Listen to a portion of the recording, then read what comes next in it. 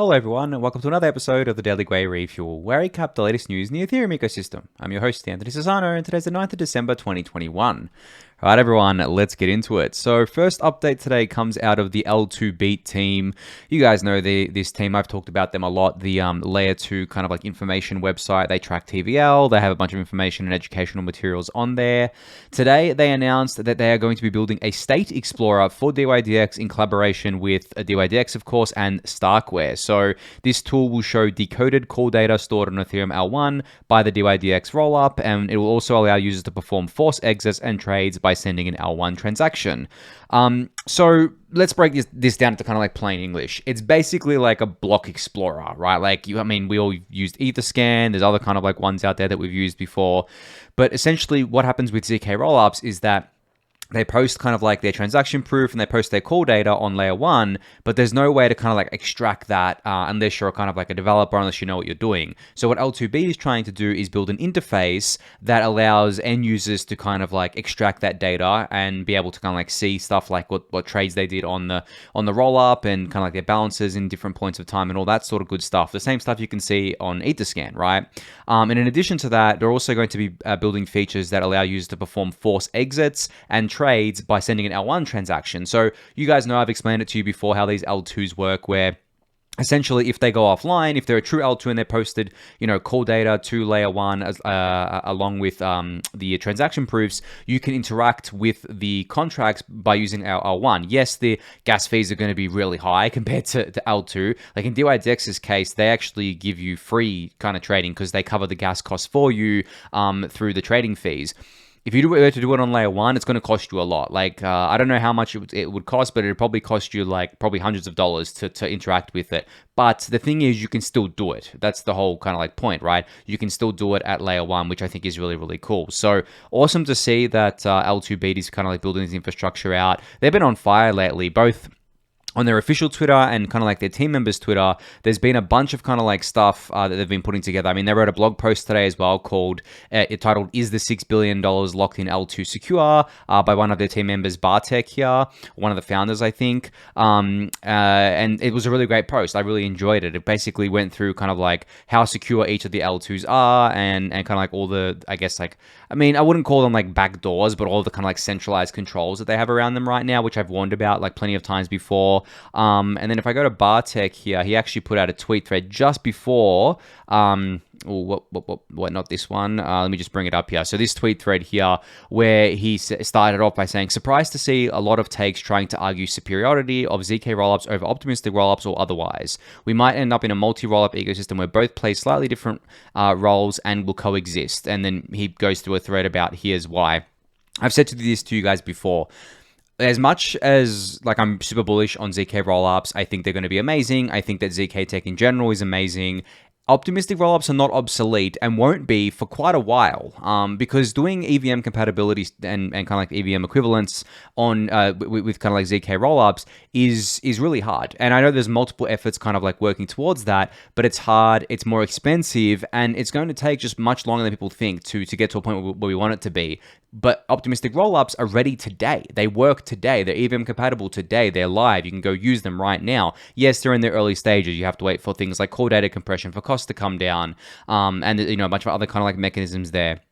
But they work, and they work really well, and it's such an awesome experience going to Arbitrum or Optimism and having like an instant transaction confirmation. Obviously, it's not instant finality, but just kind of like that feedback that you get, not having to, and obviously the costs are cheaper. But the funny thing is, I actually think the speed of the transaction, to me, is maybe, for most people, it's probably not as important as the fees. But for me, like seriously, after using Ethereum for years and having to wait at minimum kind of like for one Ethereum block, which could, range, depending on where you do your transaction, can range from a couple of seconds up to like 13, 14 seconds. Or if you, before 1559, if you had to kind of like speed up your transaction, it could take you minutes to get into a kind of like a block because of some demand spike or something like that. It happens less so with 1559, of course, but for those who have been doing Ethereum transactions at layer 1 for years, the fact that we're getting like instant confirmation at layer 2, yes, it's not instant finality, which comes later, but that kind of like instant confirmation feedback just feels absolutely amazing. And you kind of like relatively safe and secure as well, because it is a layer 2. Like I know some other kind of like layer 1 blockchains offer this, but obviously they're not inheriting Ethereum's scalability and decentralization as well. So a little bit of a tangent there, but I think the point I'm trying to make here is that I hate when people say optimistic rollups are obsolete, because what do you mean obsolete? Like show me a zk EVM that I can use today, right now. No one can do it. Like I've said this to multiple people on Twitter.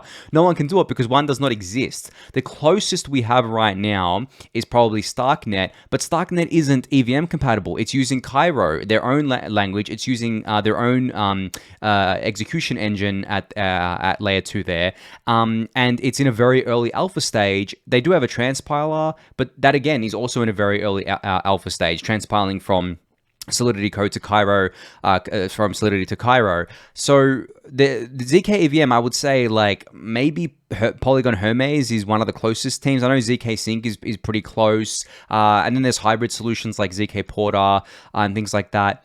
But we're still going to be waiting a little while for them to even get to where optimistic rollups are today, I believe. So yeah, optimistic rollups definitely not obsolete. Let's stop saying that. I know probably none of you guys are saying it, but I've been seeing it out in the wild. So if you see it, definitely just call it out and say they're not obsolete, right? Like they're live and working today. ZK's tech is awesome, but there's still a long road ahead for it to get to where we want it to be. Probably not as long as people originally thought, but still, it's not coming tomorrow or next month or anything like that. It's going to be a longer journey there. But definitely recommend giving Bartek's thread a read here about this. He goes into a bunch more detail, a bunch more technical detail, which I found really illuminating. And also, if you're not kind of like, I guess, following L2Beat yet, I mean, it's one of the best follows on Twitter right now, especially for keeping up with L2 stuff. And you can join their Discord channel as well, and go check out their website too for all the cool stuff that they're working on.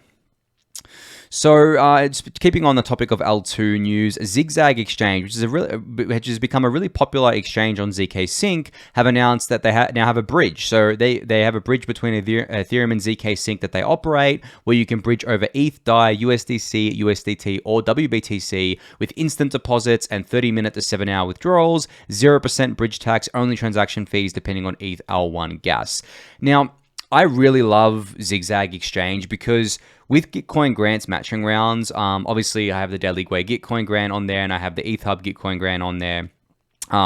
For the Daily Gwei one, I would kind of like see all these funds coming in on layer 2, and they would be not just like one asset. It would be multiple assets. It would be USDT, USDC, DAI, ETH, and then I'd have to withdraw each of those to go back to layer 1 if I wanted to sell the stable coins for ETH, or if I wanted to kind of like convert it or send it to a centralized exchange, for example, to cash out some because there's taxes owed on it. It was just a super annoying process, super expensive because I had to do the trades at L1.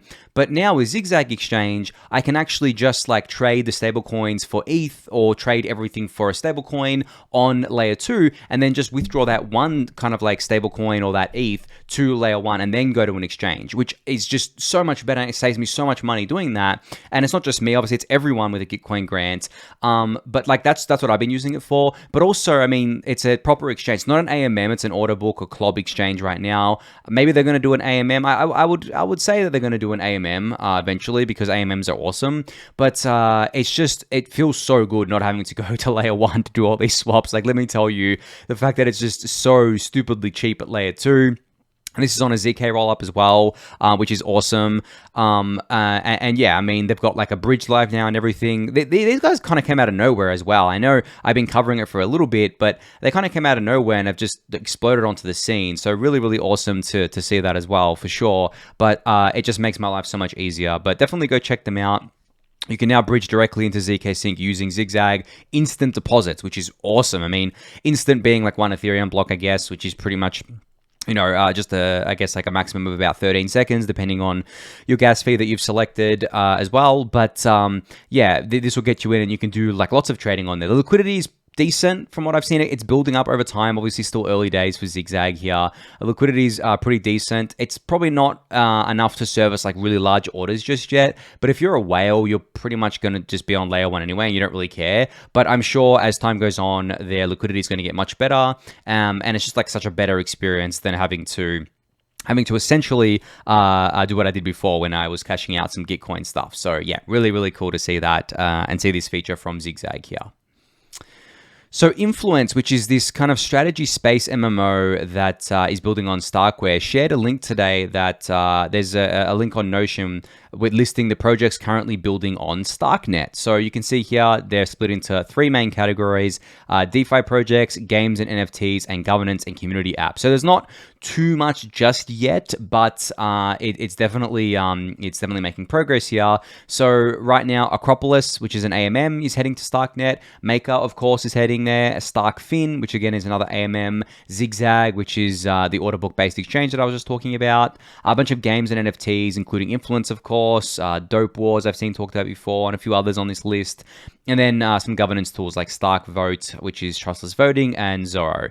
Now, obviously, this list is pretty bare right now, but the thing is, as I said to you guys, StarkNet is still so early in its life cycle that we're gonna have to wait for this sort of stuff to happen. It's not like the projects on layer 1 Ethereum can just clone themselves over to StarkNet right now. There is that transpiler, but from what I understand, the transpiler is not kind of like up to the point where it can just like take the EVM code from layer 1 Aave, for example, and port it over to StarkNet layer 2 and everything be well and dandy and everything work.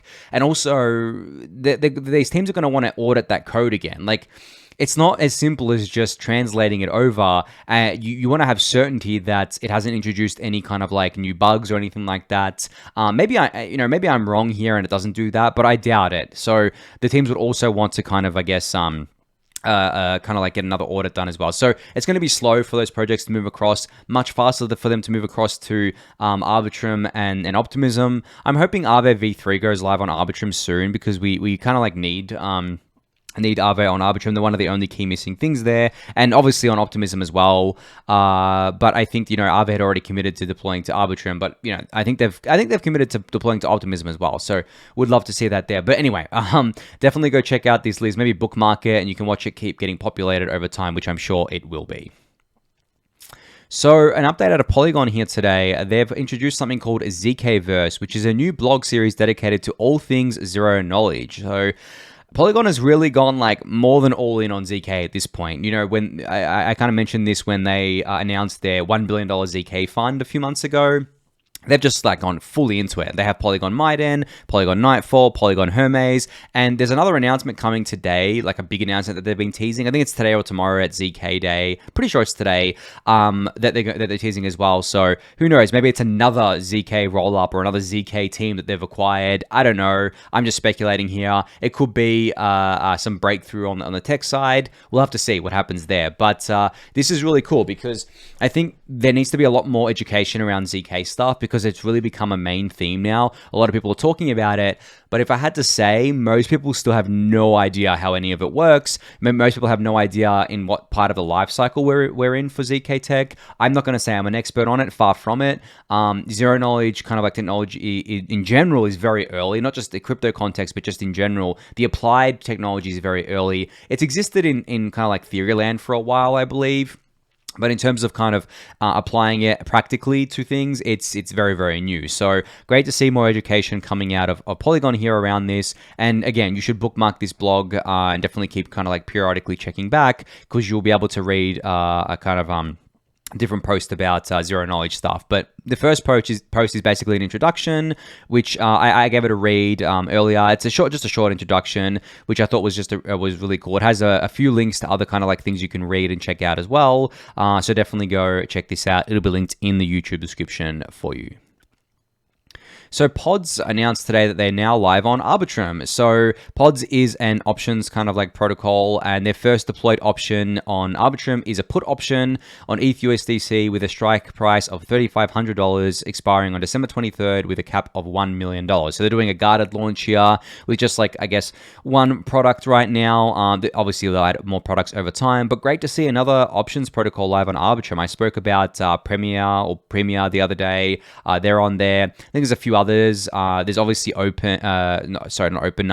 on Optimism. So these options protocols, definitely kind of making the kind of like migration here, because I believe Pods was on Ethereum layer 1 and then Polygon POS chain, now on Arbitrum. I'm sure they're going to deploy to Optimism if they haven't already. I can't remember if they're on there or not. But yeah, I mean, the strategy seems to be to kind of like deploy to all these EVM compatible / equivalent chains, which makes a lot of sense. So if you're into options trading and you want to go check out Pods, it's live on Arbitrum for you to do so. Just another thing for you guys to do on Arbitrum.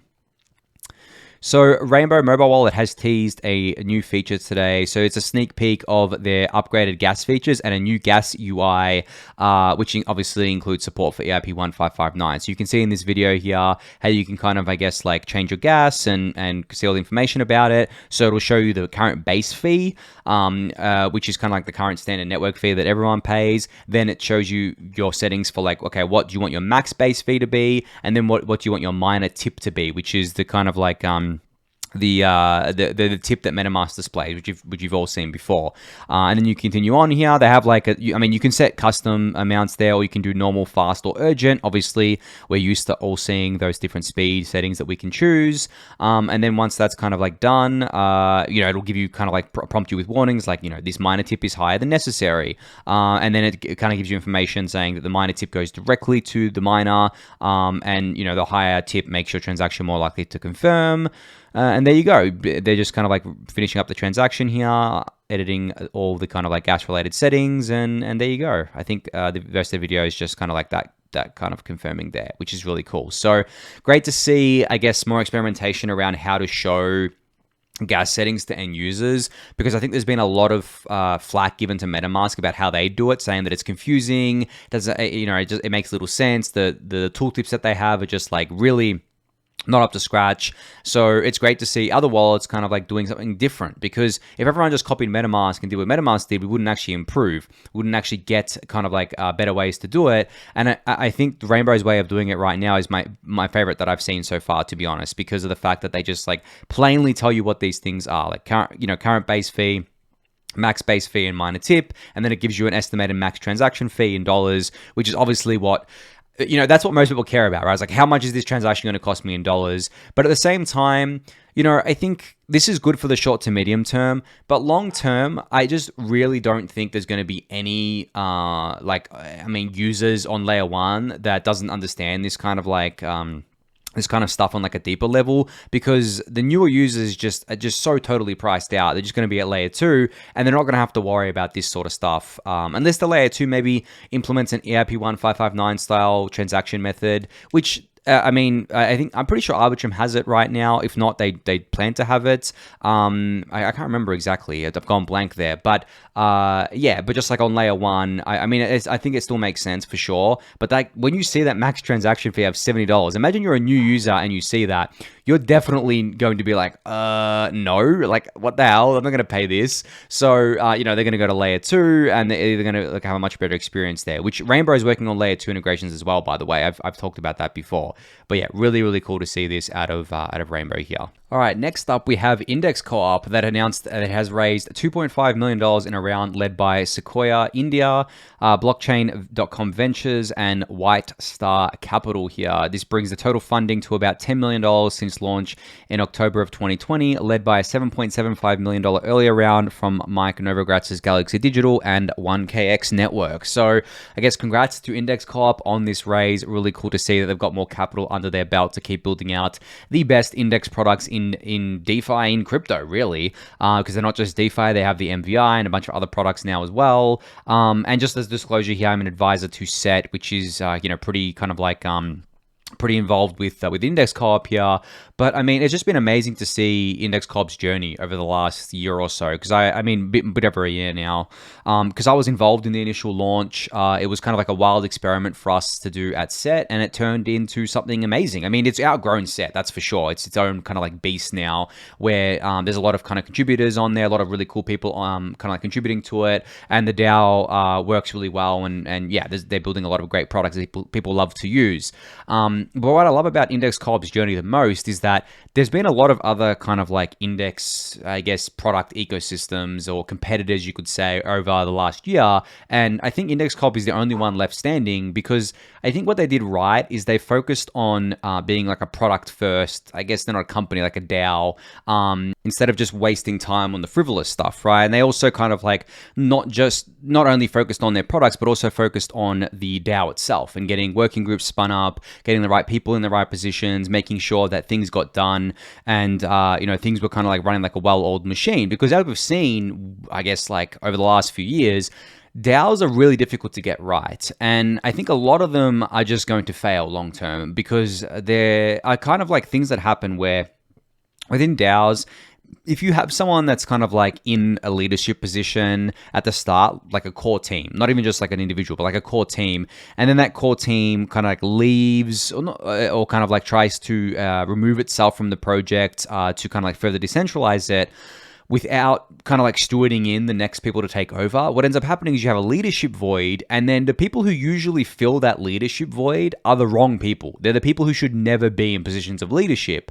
So for me, I guess like my opinion on this is that the best DAOs are the ones that have contributors that come in after the core team has set it up and everything, and the core team kind of like guides these contributors, guides them and stewards them into positions of leadership if they're the right person for the job. They don't just pick anyone. They don't just, okay, you're cool, you're in the Discord, you're talking a lot, you're the new leader of this kind of working group. That shouldn't be the way it happens at all, because most people suck at being a leader. Like I personally, for myself, I am not a great leader, I don't think. Like I have the community with the Daily Gwei and everything, but I don't consider myself a quote-unquote leader of the community. I'm just like part of it like the rest of you. But a big reason why I haven't started my own kind of like DeFi company or DAO or whatever you want to call it, or something like that, is because I don't think I'd be a good leader, because most people aren't. Most people can't hack being a leader for a number of reasons. I mean, being a leader requires a lot of people skills, a lot of being able to kind of like keep your cool, mediate disputes, all these sorts of stuff.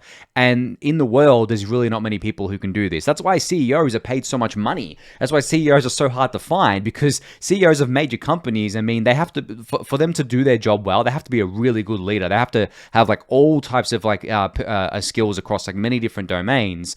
But like, I'm not just talking about the top level leaders, but just leaders in general. Like, it doesn't matter, small or big. Most people just can't do that. And a lot of people who want to do it aren't suited for it. But if you leave a leadership void in kind of like organization, whatever it may be, it's going to get filled with those kinds of opportunistic people, especially if there's money to be made. Like, for example, if there's a leadership void in a project and there's a treasury that has like, say, $100 million in it, and the DAO has control over that treasury, well, or which they do, of course, obviously. Well, you're going to get these opportunists that come in and say, maybe I can get some of that for myself. Maybe I can do like the bare minimum and get some money. It's happened plenty of times across projects before. So I think that's what the Index Corp has done right over the last kind of like year or so. The two major things being a product first focused organization, and also focusing on making sure that the DAO functions properly, because if the DAO doesn't function properly, everything else falls apart, right? So really, really great to see that. But also, again, congrats to them for this raise. It's great names on board. Sequoia, obviously massive Web 2 VC, and Blockchain Ventures, part of blockchain.com, that has been around for a very long time in crypto, very, very long time, like one of the earliest kind of companies in crypto. So great to see that. All right, announcement out of Voltz Protocol today. They have raised $6 million in a seed round led by, I think, Framework Ventures. Yep, that's right. Led by Framework Ventures here, with participation from a bunch of other kind of like funds and VCs, Fabric Ventures, Coinbase Ventures, Wintermute, and then some angels as well. Stani from Arver, David and Ryan from Bankless, a bunch of others. My name's not on here, but I did participate in this as a seed investor, just a disclosure there. But you're probably wondering, what is Voltz? Like, what is this thing that Anthony is invested in and all these other people are invested in? So what Voltz is, in terms of kind of like the most basic explanation is pretty much in this graphic here. And at the top, it says Voltz is a non-custodial AMM for interest rate swap. So basically an interest rate swap protocol. Now, this is another exotic product that I've spoken to you guys about, like another exotic financial product, like options and futures and derivatives, stuff like that. Interest rate swaps. they're very, very popular, especially with kind of like banks and financial institutions, and obviously banks with mortgages, things like that.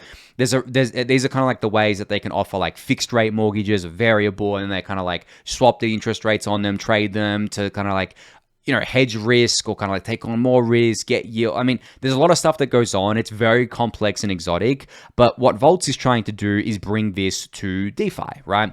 Bring this to DeFi in a big way, and they've got some great backers to do it. Like Framework Ventures is awesome, obviously. Coinbase Ventures huge, and a bunch of others here, and great angels on board as well. But they're trying to do it with using the AMM model, which I don't believe has been done in DeFi before. And if it has, I've probably just forgotten about it right now. But yeah, I mean, they describe it here. Interest rate swaps are a key pillar of any financial system. So, by bringing the interest rate swaps to DeFi, they've abbreviated interest rate swaps with IRS here. It's an unfortunate abbreviation because IRS, I read that and I think Internal Revenue Service, I think tax, right, in the US.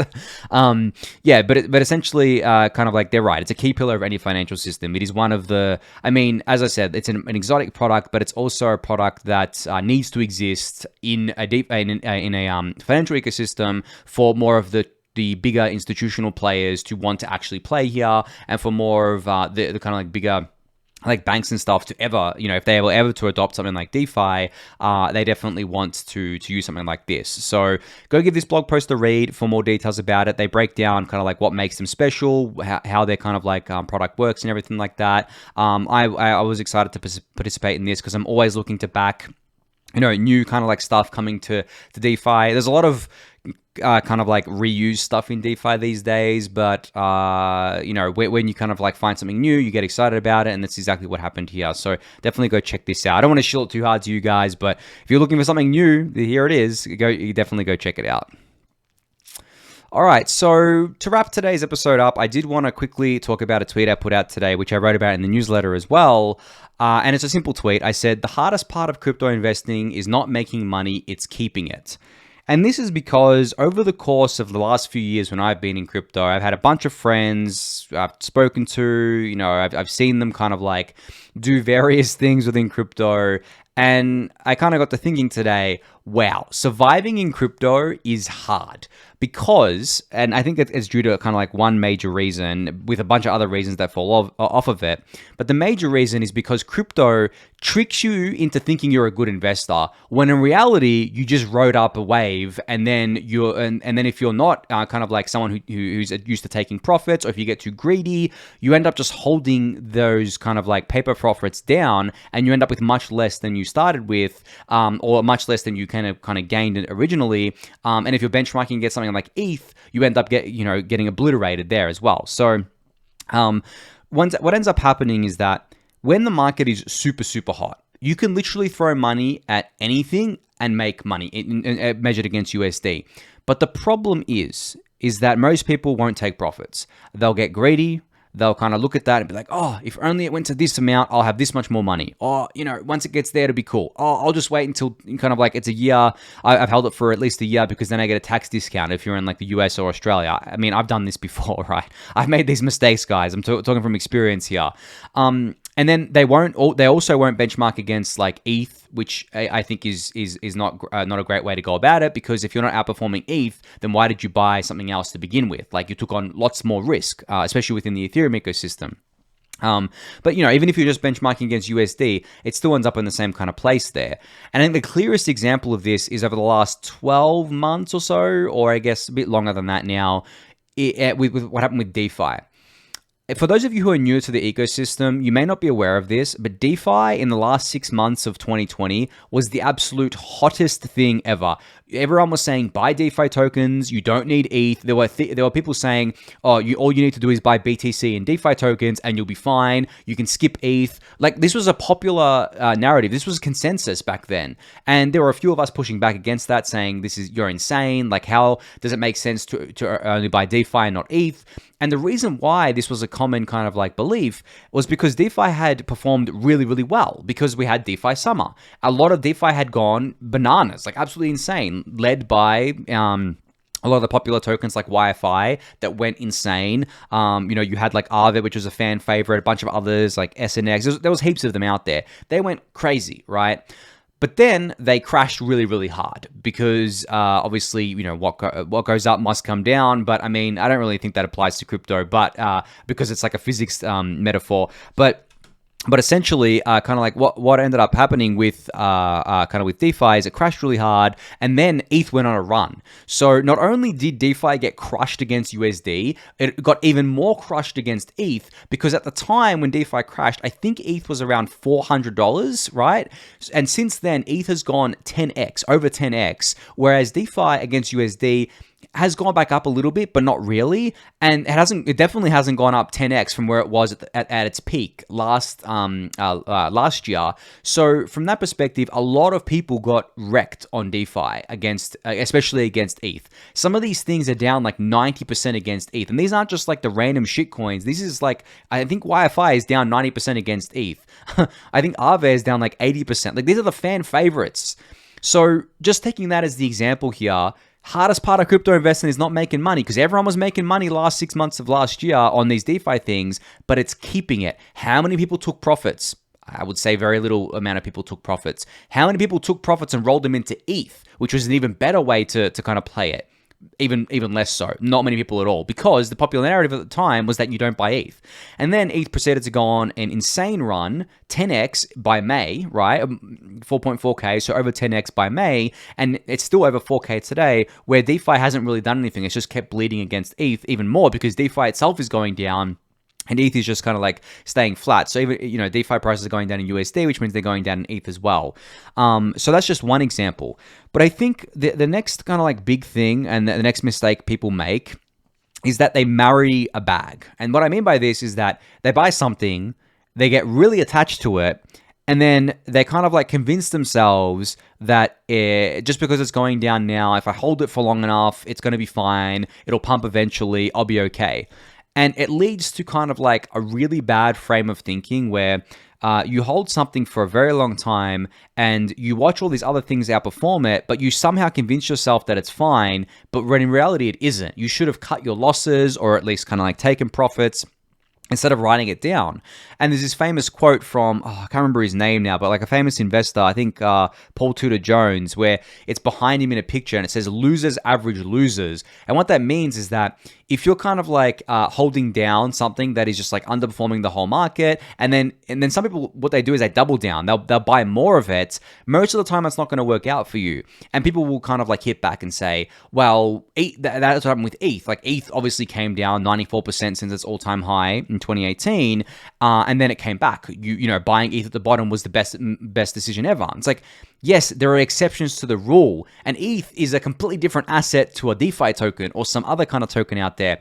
And guys, I'm not saying that eventually these things can't go up in value again, but the point is that over the long term, because all of these emotions are at play, all these biases are at play, all these kind of like different kind of like things are playing out, it just becomes a thing where most people, especially if they're newer to the ecosystem, end up kind of like over trading, getting blown up on leverage, just like holding something for way too long, and just like, basically giving it all back, essentially. Like, they don't keep the money that they've made. So, I mean, in saying all this, none of what I'm saying is investment advice. It's not advice at all. It's kind of like just my view of everything and how I kind of like see the markets, because I've seen in the Discord channel as well, the Daily Gwei Discord channel, over the last few months, a lot of people saying, damn, I should have just held ETH. Like, why did I buy this thing? I've underperformed ETH. I should have just bought and held ETH. And I don't say anything. I don't say, oh yeah, you should have done that, or you should just buy ETH. I always give my opinion, where I say that I don't think most things are going to outperform ETH, especially in a 1559 world, especially leading up to the merge, which is going to drop issuance by a lot, and also increase staking APR, which will lock up more ETH. But that doesn't mean that things can't go up in the short term. But the problem is that most people do not take profits in the short term, do not roll those profits into ETH, do not roll them into kind of like stable coins and then buy ETH later. What they do is they hold it for too long. So yeah, and as I said before, I've done this too, guys. I am not innocent here at all. This is all me speaking from experience. I mean, my first foray into crypto was 2013 with Bitcoin. I fell for every pump and dump. I bought into like literally borderline scams. I lost like probably over 50% of my portfolio as measured in Bitcoin at the time. And then I sold the near bottom in 2014 and didn't look at crypto again until early 2017 when I bought my first ETH. So I've learned these, and I've still learned lessons since then as well. I held some DeFi tokens way longer than I should have, and I just broke even against ETH on some of them because of the fact that I had held them from really early on, but it wasn't even worth it. Like, I should have just kept it in ETH. I think I lost against ETH on one or two of them by a little bit. I mean, it's just a mess, guys, like, seriously. And the problem is most people don't buy really early. They buy like going, as it's going up, and then it just becomes very messy. So this isn't to say that don't buy other things and, that you can't make money on other things and you can't outperform ETH on other things, but know what you're buying for. Are you buying for the long term? If so, you've got to be really, really confident that it can outperform ETH, and you have to kind of articulate a thesis as to why, because the long term is ruled by fundamentals and thesis-driven investing. The short term is ruled by traders and speculation and momentum. If you're doing a short-term flip, well, you better know when to flip that. you kind of like have to make that decision before you even buy something. You can't buy something and be like, oh, well, this is going to be a short-term position, but then like halfway through, because it's going up a lot, you say, oh, I'm going to hold this because it's a long-term position now. I love this. I mean, that works sometimes, very rarely, but I mean, it works sometimes, but most of the time that's not going to work out for you. And what's going to end up happening is that you're going to convince yourself that holding it and keep holding it, it's going to come back, and then you'll kind of come back into it in a few months or a year, and you'll see that you've drastically underperformed something like ETH, and then USD, you may be flat, and you'll feel really shitty. Like, trust me, you'll feel really, really shitty. Anyway, that's just some kind of like commentary. Again, not advice, not investment advice. Please do not take it as that, but just kind of like be wary of these things. These are questions you should be asking yourself. These are things that you should be conscious of. Do not let your emotions rule your investing or trading, because when you do that, you get wrecked. And do not, guys, like, again, this isn't me telling you what not to do, but leverage, like, be careful, because it's very easy to get blown up. You've seen it time and time again. When the markets come down really quickly, those are liquidation cascades. That's people getting liquidated. That's billions of dollars getting liquidated. The drop to 3,600 the other day, billions of dollars worth of positions got liquidated. They're wrecked, like, absolutely. You don't want that happening to you, because I've seen people blow up their entire positions on leverage and then leave crypto. They made a lot of money and they blew themselves up completely. It's, for your mental health as well, it'd be really damaging. But anyway, I'm gonna leave it at that for now. Last thing to mention here is just from Patrick McCorry. He has he's launching a free 8-week course on cryptocurrencies with a special focus on layer 2 protocols. It'll start in Q1 of next year. So if you want to sign up, you can. The link's here. I'll link this in the YouTube description for you. Patrick McCorry is one of the smartest people in the crypto Ethereum ecosystem. I've spoken to him before. He's great. He's worked with Infura. He's part of a fund called Lemniscap here, and he's also worked at ZBD here as well, which is kind of like a virtual worlds thing. But he's been part of, like, I guess, the layer 2 stuff for a while, like even in Bitcoin land and stuff like that. So yeah, definitely would recommend signing up to this. I'll leave a link to it in the YouTube description, but I've gone over time, so I think that's it for today. Thank you everyone for listening and watching. Be sure to subscribe to the channel if you haven't yet. Give the video a thumbs up, subscribe to the newsletter, join the Discord channel, and I'll catch you all tomorrow. Thanks everyone.